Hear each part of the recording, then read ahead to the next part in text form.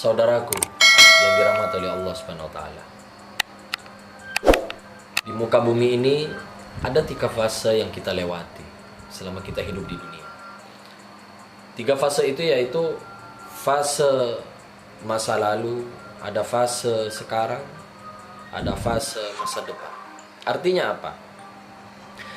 Bagaimana kita penyikapan kita untuk masa lalu kita? Kita harus banyak bertobat karena kita nggak bisa kembali kepada masa lalu kita. Kita banyak bertobat kepada Allah. Jangan sampai dosa-dosa kita, kemaksiatan kita menghambat untuk langkah-langkah masa depan kita. Untuk menghadapi masa sekarang, yaitu kita harus banyak bersyukur kepada Allah SWT. Bikana makana biyakunu mayakun. Apa katanya Allah? Dengan sebab aku yang telah ada dan dengan sebab aku yang akan ada. Fawajudul awalimi bi. Jadi kita harus banyak bersyukur kepada Allah. Ketika kita bersyukur, nggak cuma diucapkan dengan lisan, tapi langsung dihujamkan kepada hati kita dan diaplikasikan dalam perbuatan. Ketika kita bersyukur, dalam perbuatan tidak boleh mengeluh. Ketika kita bersyukur, alhamdulillah, dalam aplikasinya gimana? Tidak boleh pasang wajah cemberut karena kita bersyukur.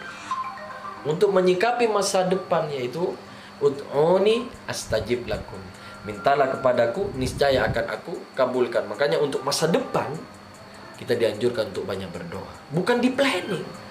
Kita banyak berdoa, munajat kepada Allah Subhanahu wa taala. Jangan sampai ikhtiar kita masuk ke dalam hati kita. Karena ikhtiar itu hubungannya dengan fisik kita. Tapi soal hati itu bertawakal kepada Allah Subhanahu wa taala. Ketika kita bertawakal kepada Allah, bentuk buahnya adalah ikhtiar. Bentuknya fisik yang ditakdirkan sama Allah, yang dibimbing, yang diarahkan kemana ikhtiar yang benar, yang diridai oleh Allah Subhanahu wa taala. Sahabat Quran yang dimuliakan oleh Allah Subhanahu wa taala. Makanya fase ini, 3 fase ini yang sudah kita lewati, mungkin ya ada masa lalu yang kelam.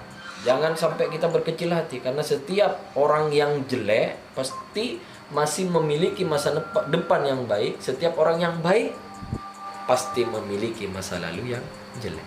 Makanya kita husnudzan, terus kita memantaskan diri, terus kita belajar ilmunya Allah Subhanahu wa taala, terus mencari guru, karena ilmu itu identik seperti air.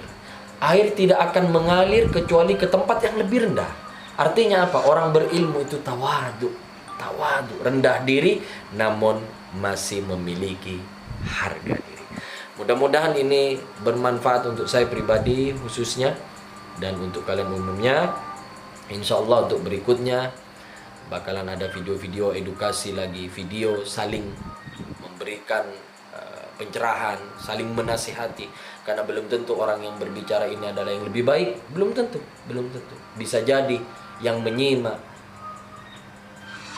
lebih baik dari yang berbicara.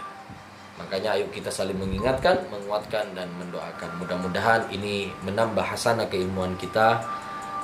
Kita semakin baik ke depannya, dan harapan kita kelak kita dikumpulkan bersama baginda Nabi besar Nabi Muhammad sallallahu alaihi wasallam.